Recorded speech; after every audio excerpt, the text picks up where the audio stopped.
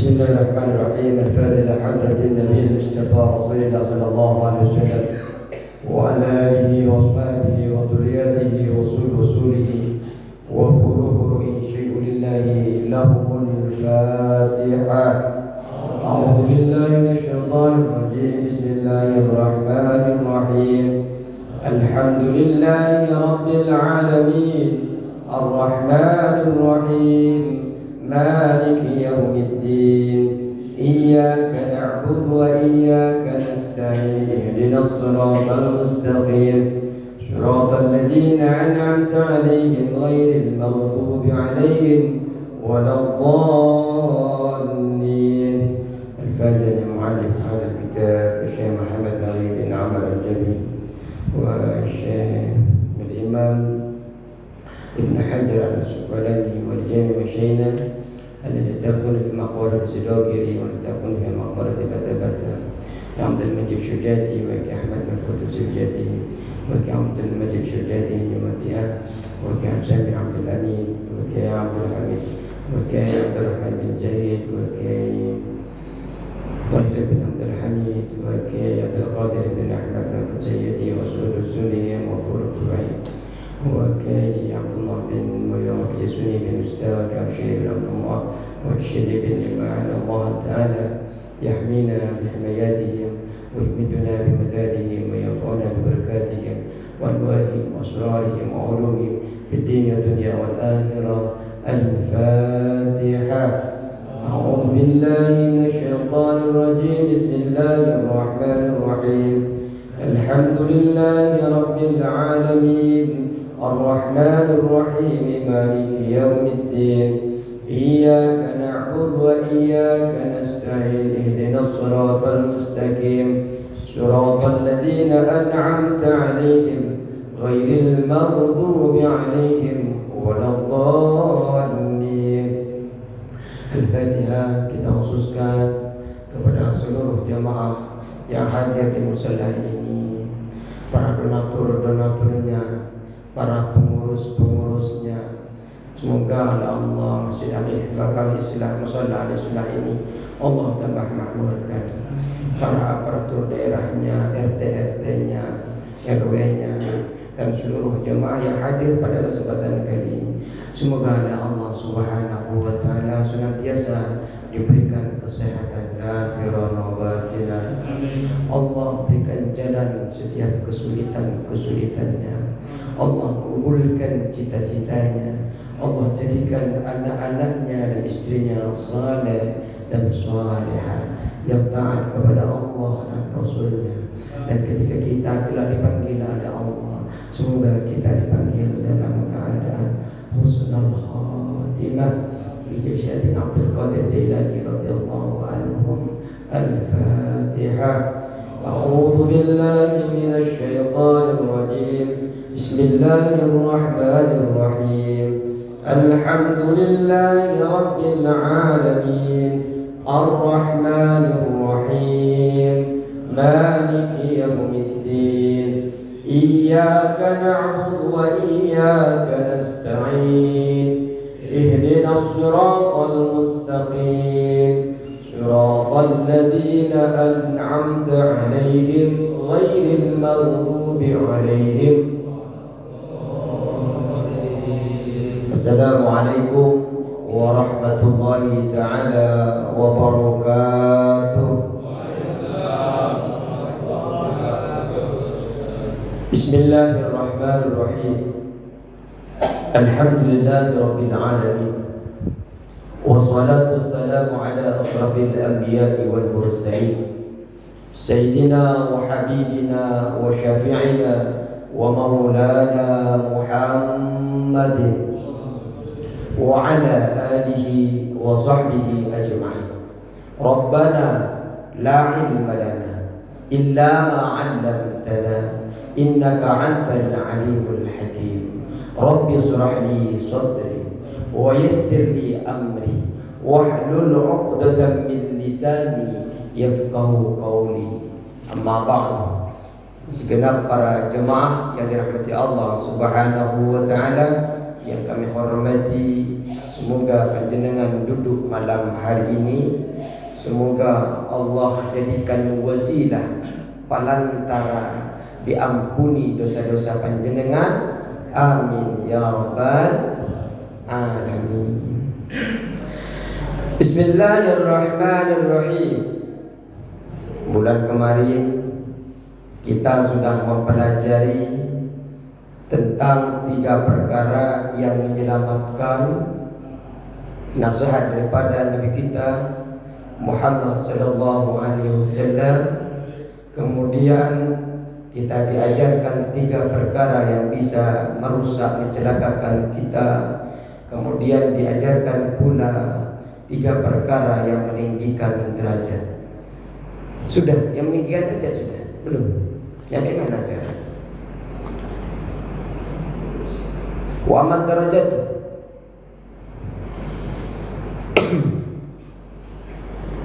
Wajibul mar'i. Terus kita akan mempelajari tentang 3 perkara kafarat yang bisa menebus dosa-dosa kita. Kalau kita amalkan, insya Allah Allah angkat derajat kita di dunia, diangkat pula derajat kita di akhirat nanti. Karena apa? Derajat yang panjenengan miliki di dunia belum tentu panjenengan tinggi pula derajatnya di akhirat. Yang derajatnya biasa-biasa saja di dunia bukan berarti biasa-biasa pula di hadapan Allah Subhanahu wa ta'ala. Terkadang derajat yang biasa-biasa saja di dunia, kemudian di akhirat Allah sangat menghargainya. Kenapa? Karena beliau itu masa hidupnya melakukan tuntunan-tuntunan yang diajarkan oleh syariat, mengerjakan nasihat-nasihat daripada Rasulullah sallallahu alaihi wasallam. Sebagaimana yang telah kita pelajari, ada 3 perkara yang mencelakakan kepada kita. Yang pertama adalah fasyuhun syadidun, sangat kikir, sangat pelit. Orang yang sangat pelit akan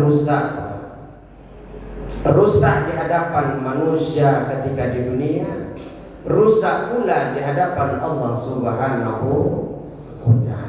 Contoh, sedekah itu Pak, ada yang sedekah sunnah, ada yang sedekah wajib.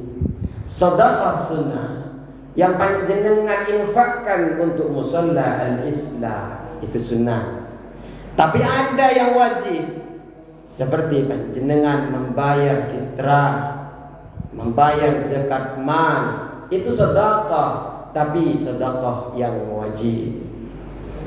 Sedekah sunnah atau sedekah wajib, ketika panjenengan tinggalkan karena panjenengan bakhil, karena panjenengan kikir, maka akan merusak tatanan diri panjenengan ketika ada di dunia dan ketika berada di akhirat.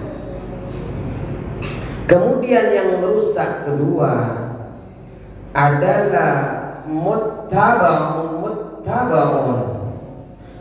yang diikuti, wahawa muttabaun, mengikuti hawa nafsu.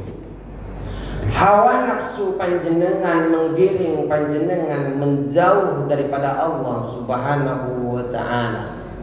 Karena hawa nafsu itu Pak sering, walaupun tidak semua hawa nafsu itu membawa kepada kejelekan. Makanya saya di dalam Al-Quran itu disebutkan setidaknya jelas sekali ada 3 hawa nafsu. Yang pertama hawa nafsu ammarah. Hawa nafsu ammarah ini Pak, hawa nafsu yang membawa kejelekan. Walaupun panjenengan niatnya baik, tapi kalau nafsu ammarah ini, kebaikan yang panjenengan niatkan itu bukan niatkan, kebaikan yang panjenengan jalankan itu walaupun berbentuk baik, tapi kalau mengikuti nafsu ammarah ini tetap akan berdampak kepada keburukan. Kenapa? Karena rata-rata nafsu ammarah ini niatnya bukan karena Allah Subhanahu wa ta'ala. Niat ke masjid, tapi nyampe ke masjid bukan karena kita ingin taklim, bukan karena ingin kita sholat berjamaah, tapi agar dilihat orang-orang, agar bisa dikatakan oleh orang-orang bahwa dirinya termasuk orang yang ahli ibadah. Dengan niat dia biar dipuji oleh Allah, agar disebut ahli ibadah, maka niat itu bukan didasari oleh Allah Subhanahu wa ta'ala. Maka introspeksi diri panjenengan. Niat panjenengan ini murni ingin dekat dengan Allah, murni panjenengan duduk kali ini karena memang betul-betul ingin berjamaah, ingin ta'lim.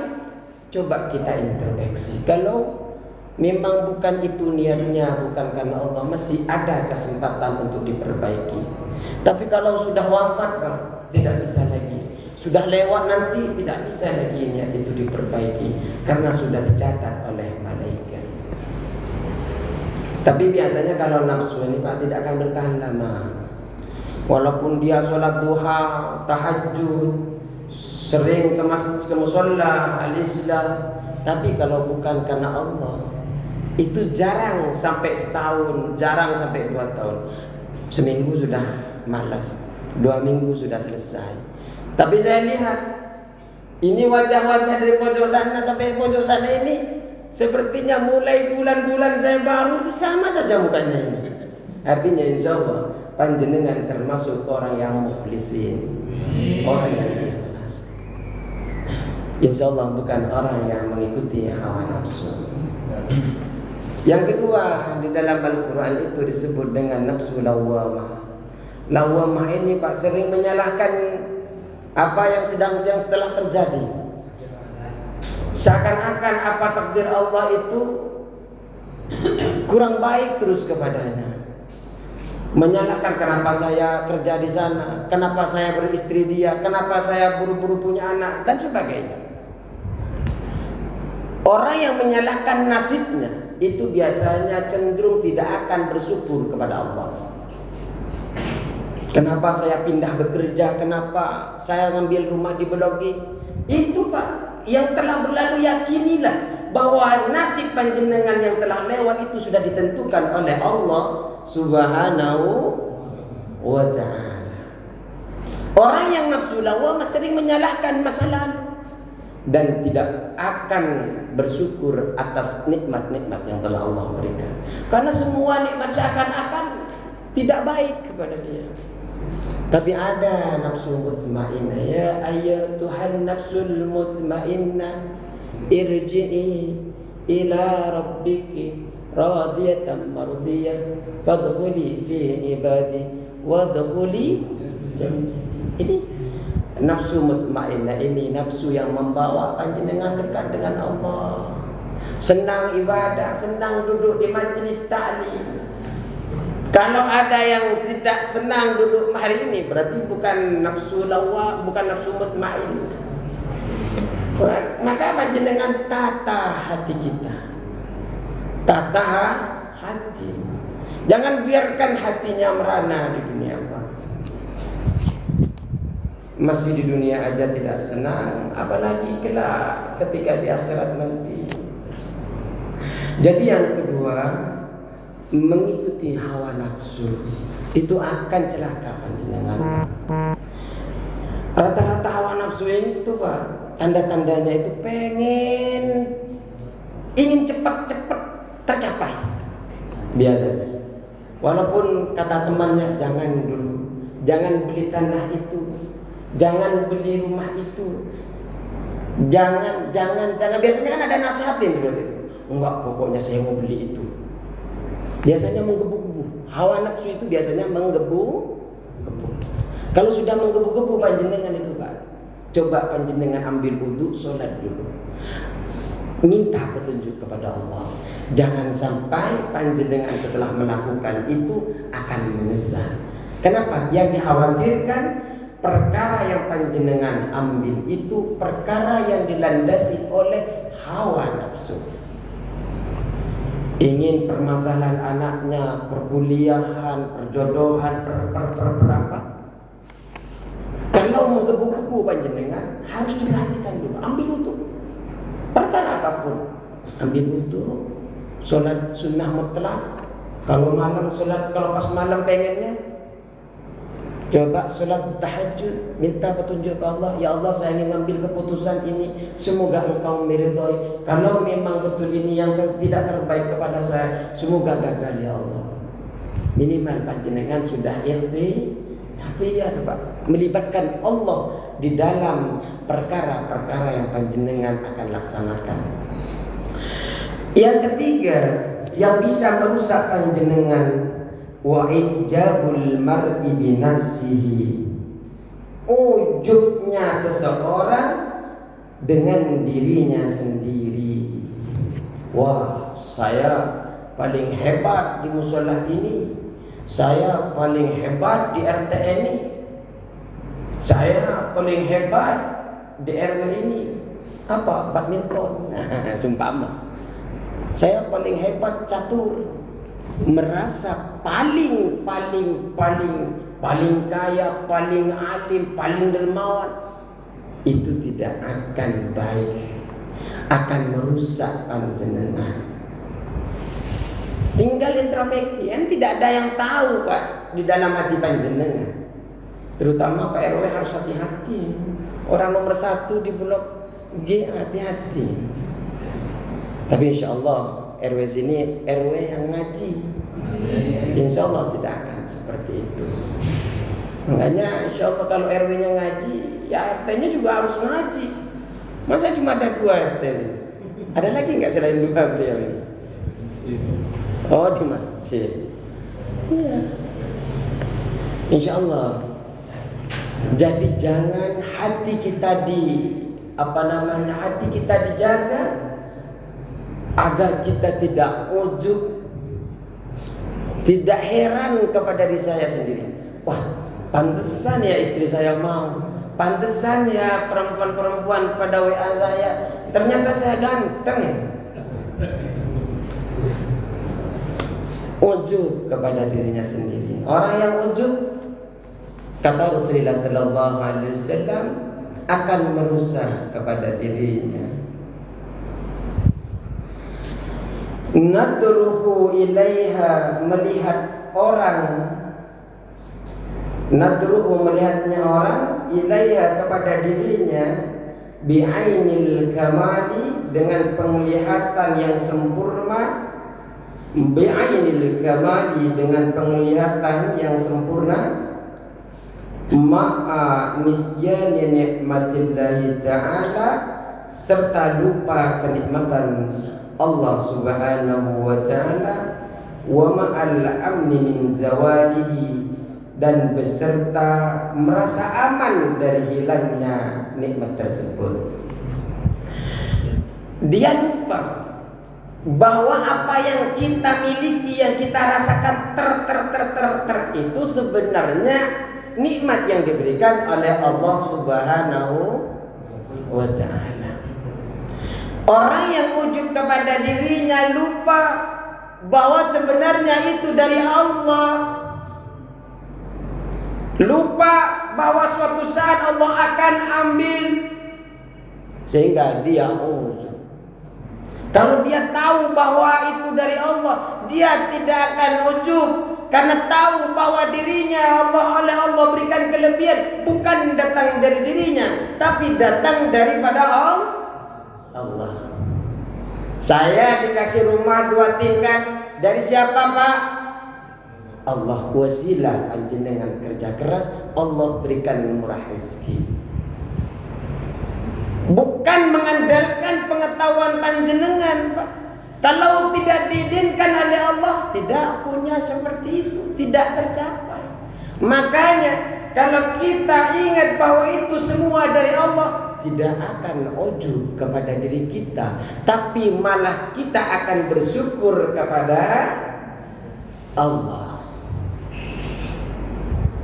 Baik.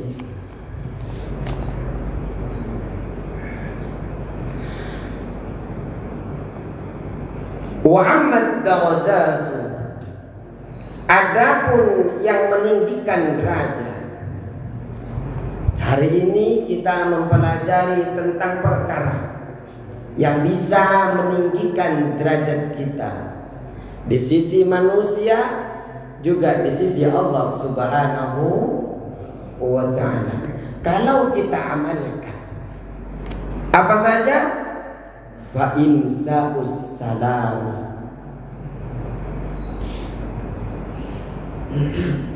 memberikan salam, menyebarkan salam. Fa imsa'us salami, menyebarkan salam. Idharus salami bainan nas, menampakkan salam di antara manusia. Bi an tusallima ala man araftahu wa man lam ta'rifhu. Bi an tusallima, dengan cara mengucapkan salam. Bi an tusallima, dengan cara mengucapkan salam, alaman, atas orang, araftahu, yang engkau mengenalnya, waman, dan terhadap orang, lam ya'rafhu, lam ta'rafhu, yang tidak engkau mengenalnya. Artinya apa? Panjenengan menampakkan salam di antara manusia, baik panjenengan kenal maupun tidak kenal. Kadang kalau tidak kenal, Pak, ada orang yang datang ke musala, siapa tuh? Nggak tahu. Alah, kita pura-pura nggak tahu. Padahal dia sudah lirik-lirik musala, udah muter-muter, udah duduk pengurus. Jangan, kita nggak pernah tahu dia. Padahal kalau kita ingin derajatnya tinggi, kenal atau tidak kenal, kita ucapkan salam. Assalamualaikum warahmatullahi ta'ala wabarakatuh. Saya sunnah mengucapkan salam, panjenengan wajib menjawab. Salam merupakan doa yang kita panjatkan kepada panjenengan, dan doa itu akan kembali pula. Jadi kita saling mendoakan. Assalamualaikum, semoga keselamatan buat panjenengan semua. Ingin derajatnya tinggi, tampakkan salam. Yang kedua, wa it'amut ta'ami. Wa it'amut ta'ami, memberi makan. Lid-dhaifi wal ja'i, kepada tamu, wal ja'i, dan kepada orang yang lapar. Ada tamu, kalau bisa, Pak, kalau ada tamu, kasih makan, Pak. Ya tapi kan tamunya pinggir rumah, Pak Ustaz. Maksudnya kalau tamu jauh itu, Pak, dari Tambun, dari mana, datang ke rumah aja makan. Fal yukrim daifahu, muliakanlah tamu, kasih makan orang yang lapar. Ini tugas Pak RT, tugas Pak RW, kalau ada yang kelaparan, bantu mereka, Pak. Karena kalau tidak dibantu mereka, munculnya kejahatan itu karena rasa lapar terkadang. Makanya dibantu itu bisa melalui zakatnya, digerakkan oleh musalla yang bekerja sama dengan RT dan RW. Garap zakat malnya, bantu mereka yang kelaparan. Kenapa? Biar orang-orang yang lapar itu tidak sampai berbuat jahat, sampai mencuri. Banyak orang Pak mencuri karena dirinya lapar, karena anaknya lapar. Kalau pemerintah tidak bisa membantu, di dalam Islam kewajiban muslim sekitarnya. Betapa berdosa orang sekitarnya yang katanya muslim, ternyata di sebelah rumahnya ada yang kelaparan. Bantu. Apalagi lagi menjabat pengurus, tanda tangan. Dakwahnya melalui tanda tangan. Berat, tidak berat. Tapi insya Allah pahalanya juga akan banyak. Orang yang gak bertamu dari kampung, sebelum diajak bicara, siapkan makan dulu. Siapkan makan. Tujuannya apa? Ngikutin perintah Rasul. Masalah ditinggikan derajat yang telah disampaikan oleh Rasulullah, bonus Pak. Makanya Pak, ada kata-kata begini, kalau hanya hati yang mati itu Pak, tidak merusak apa-apa Pak. Tapi kalau sudah hati nurani yang mati, habis semuanya. Ada orang kelaparan, kita tidak empati, itu akan merusak tatanan agama, rusak tatanan sosial juga rusak. Baik. Wassalatu bil laili wan nasu niyamun. Wassalatu yang kedua untuk meninggikan derajat salat bil laili di waktu malam. Jangan malam-malam bangun Pak. Malam-malam bangun. Wan nasu niyamun. Wan nasu adapun manusia dalam keadaan niyamun, tidur. Wan nasu dan adapun manusia niyamun, yaitu tidur. Jadi panjenengan bangun, orang-orang lagi pada tidur. Kalau pada bangun semua, minta semua kepada Allah, jangan-jangan doa jenengan masih kalah dengan rumah pinggirnya Pak. Mumpung pinggirnya belum ada yang doa, jenengan bangun duluan. Jangan sampai keduluan yang lain. Walaupun tidak pernah mengurangi kekuasaan Allah, tidak pernah mengurangi kerajaan Allah, walaupun semua Allah hajatnya dikabulkan. Takut sinyalnya kalah. Jadi panjenengan itu bangun duluan, pergi ke mushola duluan, gelar duluan. Biasanya kalau ke sini pengurusnya jam 4 baru gelar, baru beres-beres, jenengan jam 1 beres-beres. Lembur. Biar gak keduluan orang pahalanya. At-tahajjudu, salat tahajud. Fi jawfil laili, di tengah malam. Fi jawfil laili, di tengah malam. Hala waflatin nasi, pada waktu lalainya manusia. Hala waflatin nasi, di waktu lalainya manusia. Fi laddatin naumi, di dalam enaknya tidur, di dalam lezatnya tidur. Berarti untuk derajat kita ditinggikan oleh Allah ada 3 apa saja Pak? 1, mengucapkan salam. 2, memberikan makan. 3, bangun tengah malam. Ini kayak tegang, ada apa ya? Salah. Apa penyampaiannya saya tegang? Ini kayak tegang. Enggak, saya yakin karena serius saja mendengar. Yang saya takuti karena serius malah nggak ada yang masuk. Allahumma salli ala Muhammad. Jadi kalau 3 tadi panjenengan amalkan, Allah tinggikan derajat. Kalau Allah tinggikan derajat, lepas manusia semua.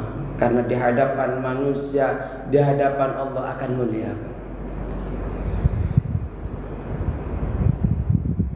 Wa amal kaffaratu dan adapun penebus dosa-dosa. Wa amal kaffaratu adapun penebus dosa, yakni allati yang adatuha adapun kebiasaannya allati itu isinya adalah kafarat, penebus dosa-dosa.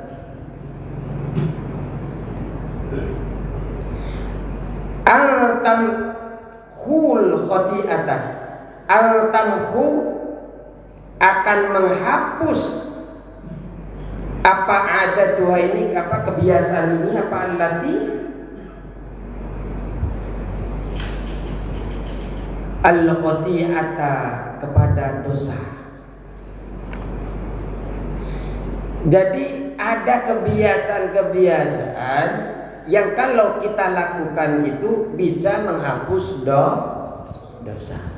Makanya sebenarnya Pak, hati kita itu saking seringnya kita melakukan dosa akan tertutup terus hati kita. Kalau ada bulatan putih itu akan kayak ada kotoran terus yang akan terus menempel. Kalau kita tidak istighfarkan, itu akan menumpuk, yang tadinya putih bisa jadi hitam karena kita tidak bersihkan. Makanya kita dianjurkan membaca istighfar itu setidaknya 100 kali sehari itu Pak.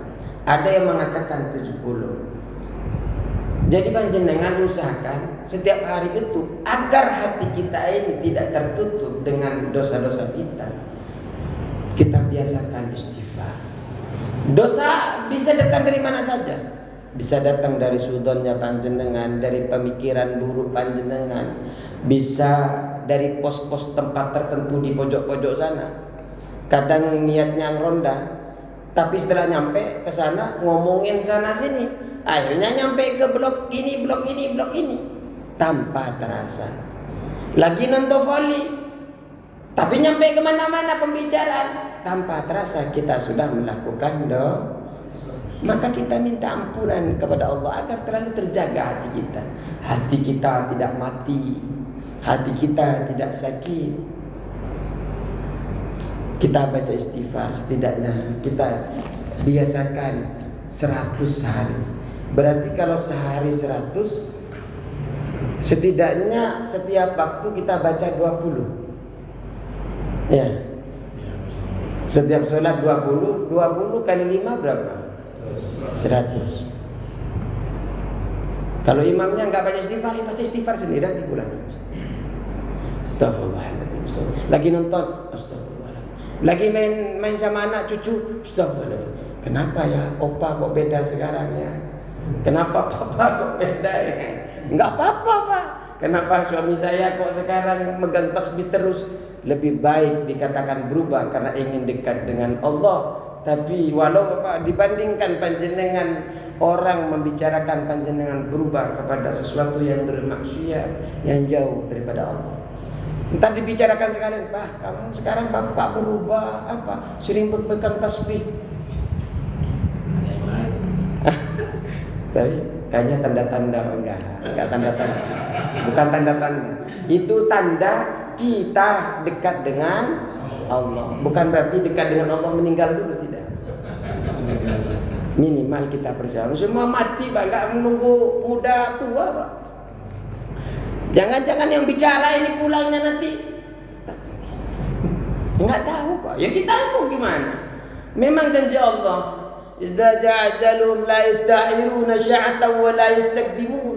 Kalau sudah ajal itu datang, nggak bisa kita majukan, nggak bisa kita mundurkan. Betapa banyak anak-anak yang baru lahir meninggal, padahal umurnya masih 1 hari, umurnya 2 hari, umurnya 1 bulan. Ini sudah bapak-bapak alhamdulillah sehat semua ini. Ini susah cari anak muda di sini. Memang dari jemaah sekian jemaah saya, Pak, yang cari susah cari mudahnya itu yang di sana itu. Ini yang di belakang Pak Ustadz Haji ini. Ini baru mudah nih. Yang lain ini mudahnya, ini mudah nih. Yang lain ini memang semangat, alhamdulillah luar biasa. Artinya semangat kita menuntut ilmu tidak mengenal umur. Yang kita inginkan mengenal Allah lebih dekat lagi. Jangan nanti dekatnya karena mati, Pak. Kenal sekarang sebelum mati kepada Allah. Dengan cara apa? Ta'lim. Mengenal Allah itu kalau hanya dengan ibadah tapi tidak tahu ilmunya, tidak bisa kenal Allah. Karena hanya gerak tek, tapi tidak tahu bagaimana menghadirkan Allah dalam hati kita, dalam perbuatan kita, dalam jalan kita. Tidak bisa kalau kita tidak tahu ilmunya. Maka taklim begini, oh bagaimana agar penebus dosa-dosa saya? Oh ternyata yang pertama, apa yang pertama untuk ditebuskan dosa?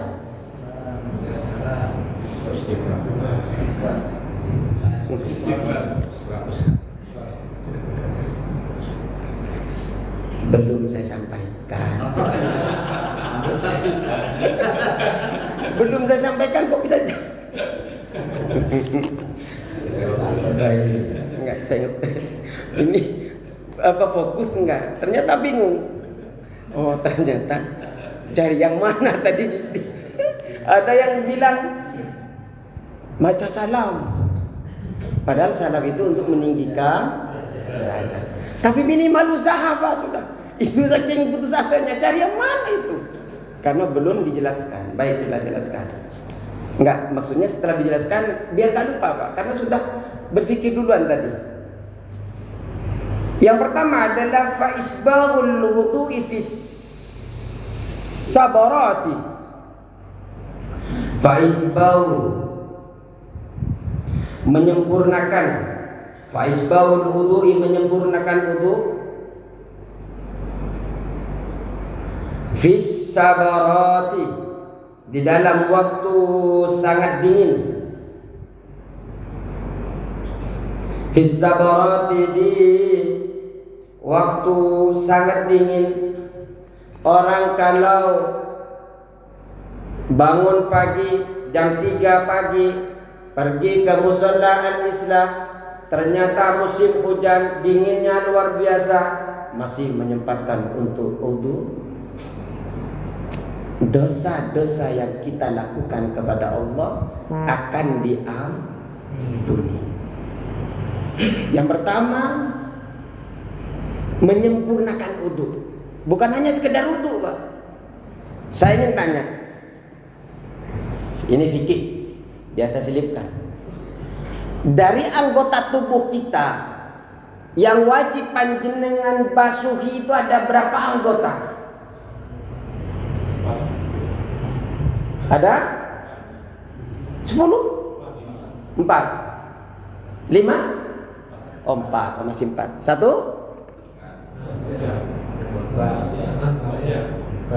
Wajah. 2? Tangan. 3? Rambut. 4? Oh telinganya mana? Sunnah. 4 anggota tubuh, muka, tangan, sampai ke siku, rambut, kaki, itu yang wajib dibasuh. Mentang-mentang dingin, cuma itu saja yang dikerjakan. Untuk mendapatkan penebusan dosa daripada Allah, apa saja? Cuci tangan dulu. Ya, sunnah. Kenapa cuci tangan? Kita nggak tahu kemana waktu tidur ini berangkat. Kita nggak tahu tangan ini makanya kita cuci tangan. Agar apa? Agar ini karena kita ingin bersuci, sucikan dulu tangan kita yang untuk mengambil air ke muka kita, yang untuk mengambil air kepada anggota-anggota tubuh kita untuk melaksanakan ritual-ritual agama yang suci ini. Dibersihkan. Setelah itu kumur-kumur, istinsak, menghirup air ke hidung, bersihkan. Niatkan ketika tangan dibersihkan, ya Allah, mungkin semalam mulai kemarin saya dengan tangan ini melakukan dosa yang tidak saya ketahui. Ampunilah, dengan ikutilah dosa-dosa itu luntur melalui air-air wudu ini. Niatkan, Pak. Setelah itu setelah dibersihkan kumur-kumur, istinsaq, kemudian berwudu. Berniat berwudu, niatnya ketika pas air itu turun ke wajah, bukan yang nawaitu pertama itu, Pak. Kalau yang nawaitul wudu'a li raf'il hadasil aswari, tapi belum ngambil air ke sini, enggak sah, Pak. Karena yang dihitung di dalam wudu adalah ketika air nyampai ke wajah, di dalam hati kita munculkan untuk melaksanakan wudu. Pak Ustaz, mulai kemarin niatnya saya yang pertama itu, Pak Ustaz. Ubah. Enggak apa-apa, Pak, namanya juga enggak tahu. Tapi kalau setelah tahu, kita benahi bahwa niat yang dihitung di dalam Al-Quran, yang dihitung di dalam syariat adalah ketika panjenengan mengusap wajah, di saat pertama kali wajah diusap, panjenengan munculkan niat. Kalau panjenengan ternyata sudah basuh ke sini, niatnya belum disebut, ternyata nyampe ke sini, niatnya baru disebut, ini dianggap belum diusap, Pak. Harus diulangi lagi. Nawaitul, di sini sudah ada air semua, baru ke sini nawaitul wudu'a. Ya berarti yang wudu cuma segini, Pak. Ininya enggak. Harus diulang lagi. Setelah ini dibasuh, baru kemudian di atas dibasuh. Karena yang dihitung ketika jatuhnya air itu dianggap wudu ketika bersamaan dengan niatnya di mana? Di dalam hati. Terus ucapan niat sebelum wudu itu, nawaitul wudu'a li rabbil alamin. Sampai walaupun nawaitul wudu' enggak dihitung, Mbak, itu hukumnya sunnah. Hukumnya sunnah. Apa perlu enggak dibaca, Ustaz? Ya dibaca agar dapat kesunnahan. Enggak dibaca enggak apa-apa, yang penting yang wajib adalah ketika berwudu jatuhnya air di dalam hati kita mengucapkan niat. Wah, nyampe ke fikih kan. Ayo kita lanjut ini. Itmamul wudu bi fathataini, dengan dua fathah, jam'u sabratin, jamak taksirnya sabrah, bi fathi fasukunin, dengan fathah fasukunin kemudian sukun, sabratin.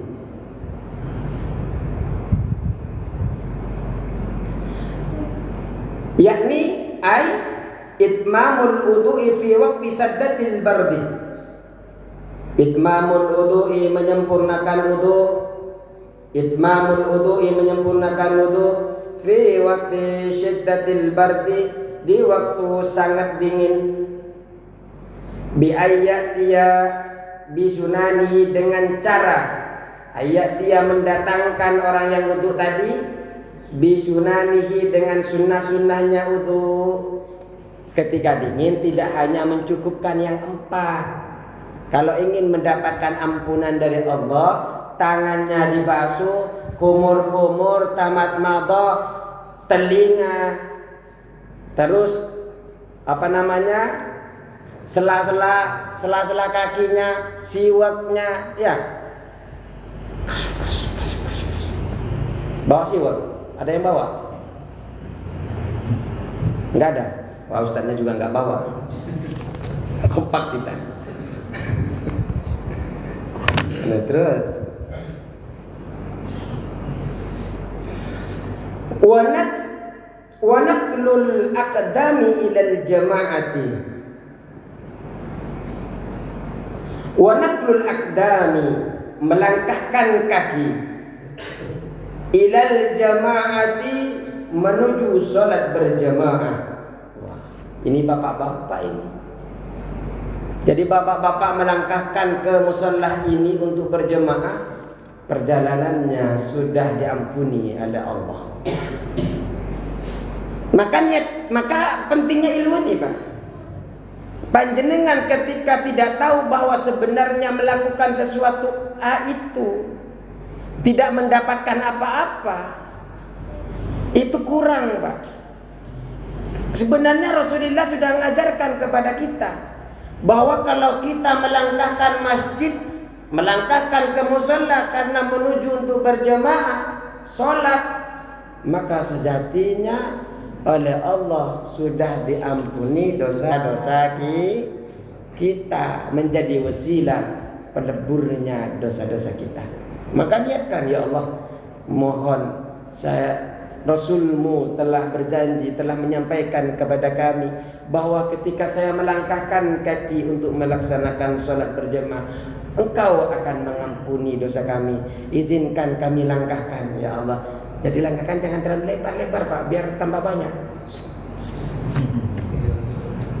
Oh, aneh lagi Bapak. Tadi pakai emas, pakai tasbih. Sekarang udah langkahnya kecil-kecil. Enggak apa-apa, Pak. Ya kalau bisa ya muter dulu ke blok G, ke blok F. Mampir ke sini. Kejap. Selesai, tahu-tahu berjamaahnya selesai. Tahu-tahu udah jatuh tadi.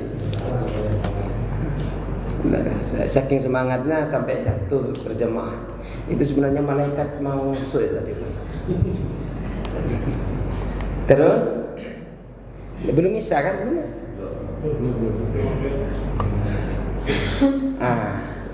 Yang ketiga, untuk menebus dosa-dosa kita, wantidarus salati ba'das salati, menunggu waktu salat setelah salat. Intidar, menunggu. Intidarus salati, menunggu salat ba'das salati, setelah salat. Tadi panjenengan salat apa, Pak? Maghrib. Bentar lagi salat apa, Pak? Wah, lipat ganda jenengan berarti ini. Pertama langkahnya tadi sudah diampuni dosanya, sekarang lagi nunggu sambil taklim. Menunggu sholat isya, menunggu setelah sholat menuju sholat. Sebenarnya menunggu sholat itu tidak hanya ketika panjenengan di mushola, tidak. Di rumah sambil nunggu, niatkan. Ya Allah, saya menunggu sholat isya. Ya Allah, saya menunggu sholat asar. Beda, ya memang harus diniatkan, Pak. Makanya innamal a'malu binniyat wa innamal likulli imrin ma nawa. Makanya niat itu sangat penting. Di dalam kitab Riyadhus Shalihin, niat ada di bab pertama. Kalau enggak salah di dalam kitab Ibanatul Ahkam, di dalam kitab Bulughul Maram, bab niat di depan. Penting niat itu, Pak. Suatu amalan tidak akan bernilai ibadah kalau panjenengan tidak disertakan niat. Penting niat. Jadi walaupun di rumah lagi lambat dari kantor, belum sempat berjamaah maghrib, sholat di rumah karena ketinggalan, niatkan, ya Allah, saya nunggu isya, mau ke mushola, ternyata nggak ada taklim karena malam Selasa seumpamanya. Niatkan menunggu waktu sholat. Jadi yang menebus dosa apa saja, Pak? Yang pertama, menyempurnakan wudu di waktu dingin. Yang kedua, melangkahkan kaki untuk menuju salat berjamaah. Yang ketiga, menunggu salat setelah. Insyaallah Allah akan ampuni dosa panjenengan. Kalau yang membuat panjenengan derajatnya tinggi, salam. Yang kedua, kepada tamu, kepada orang lapar atau kepada orang lapar. Yang ketiga, sholat malam. Sholat malam itu tidak harus sholat tahajud, sholat hajat, sholat witir, lakukan, Pak. Malah ada yang ulama beranggapan tentang sholat hajat, disuruh hajat-hajat dunia, hajat-hajat akhirat, agar Allah permudah panjenengan. Terutama, ya Allah, semoga saya dalam keadaan husnul khatimah dalam wafat saya. Itu hajatin, Pak. Hajatin, karena kita yang pasti akan meninggal. Keinginan kita ketika wafat dalam keadaan husnul khatimah.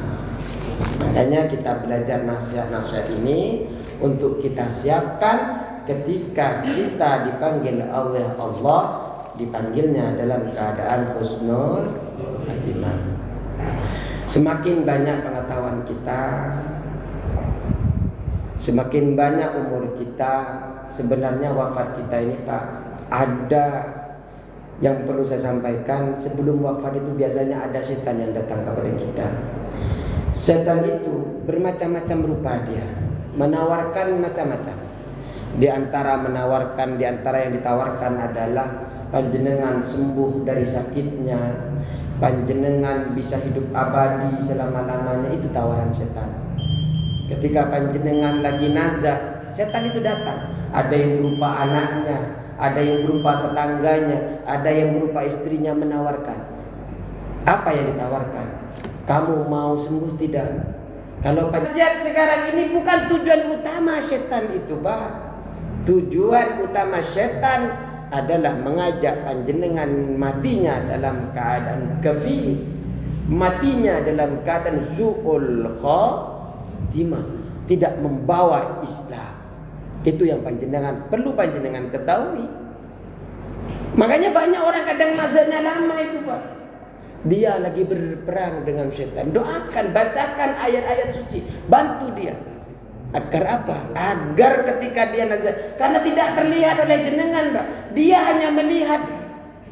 Setan itu hanya terlihat oleh dirinya. Ditawarkan, ada yang berbentuk anaknya, ada yang berbentuk gurunya, ada yang berbentuk orang-orang yang terkasih dia. Kalau enggak kuat iman jenengan, Pak, habis kita, Pak. Amal yang sebanyak panjenengan amalkan sekarang, habis gara-gara panjenengan nazar kalah dengan setan. Perkuat, perkokoh ibadah kita karena Allah. Cukup sekian. Apabila ada salahnya mohon maaf, itu datang dari kat saya, manusia yang dhaif. Apabila ada benarnya itu murni daripada Allah Subhanahu wa taala. Kalau ada candaan saya yang kurang berkenan, mohon maaf, tidak ada maksud untuk menyakiti daripada jemaah. Mohon maaf sebesar-besarnya. Wallahul muwaffiq ila aqwamit thariq. Assalamualaikum warahmatullahi taala wabarakatuh.